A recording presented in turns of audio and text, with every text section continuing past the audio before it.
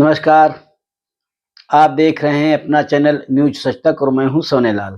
कल मैं एक अंक को देख रहा था, तो उसकी जो रिपोर्ट थी उसमें हमारे जो दर्शक हैं, जो न्यूज सच तक को देखते हैं, तो उसमें देखा कि 18% ऐसे लोग हैं जो सब्सक्राइब करके देख रहे हैं और 82% लोग ऐसे हैं जो देख तो रहे हैं लेकिन उन्होंने सब्सक्राइब नहीं किया हुआ है। क्योंकि सब्सक्राइब करने से क्या होता है कि हमको भी पता चलता है कि हमारा परिवार इतना बड़ा है और इतने लोग हमको नियमित रूप से देखते हैं।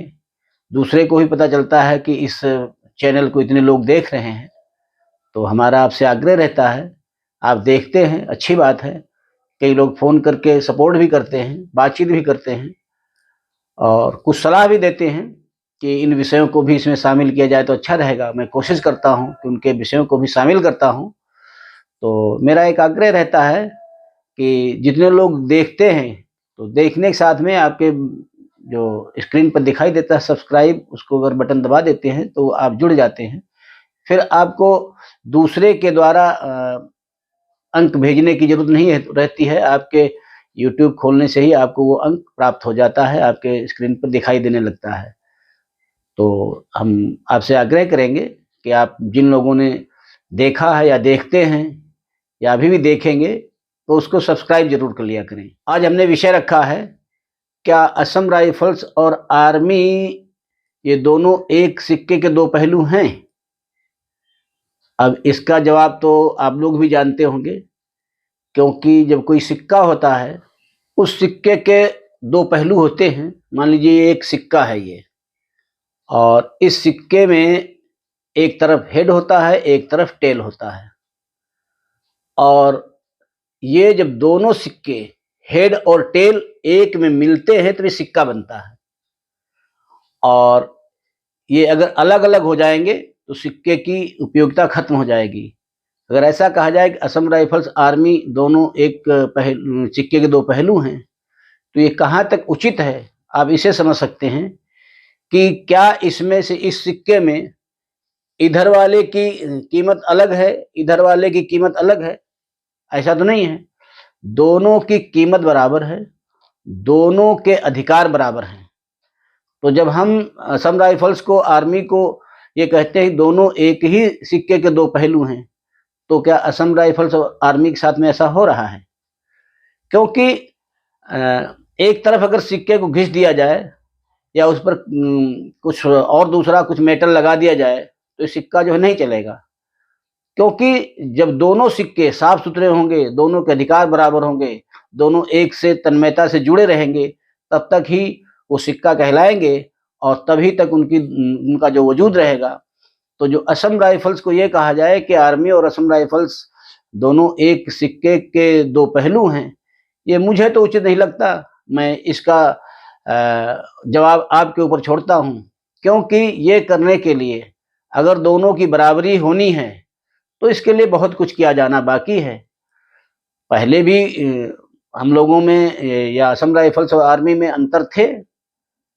ये तीसरे वेतन आयोग के समय भी थे, लेकिन इतने अंतर नहीं थे और ये इन अंतर दिन-ब-दिन बढ़ते गए हैं। पहले तो जिनकी ज़िम्मेदारी है, जो लोग भी ज़िम्मेदार हैं इसके लिए, जिनके कंधे पर ये काम करने की ज़िम्मेदारी है, चाहे वो सरकार हो, चाहे नौकरशाह हो, जो भी लोग हैं, वो पहले तो ये करें कि ये जो बीच में जो दरार आ गई है, जो इनके अधिकारों में कटौती कर दी गई है, समानता का व्यवहार खत्म कर दिया गया है, इसको पहले बराबर पे लाया जाए और बराबर पे लाने के बाद में फिर ये सोचा जाए कि ये क्या वास्तव में ये दोनों एक सिक्के के दो पहलू हो सकते हैं। अगर ऐसा नहीं है तो ये बात बेईमानी सी लगती है।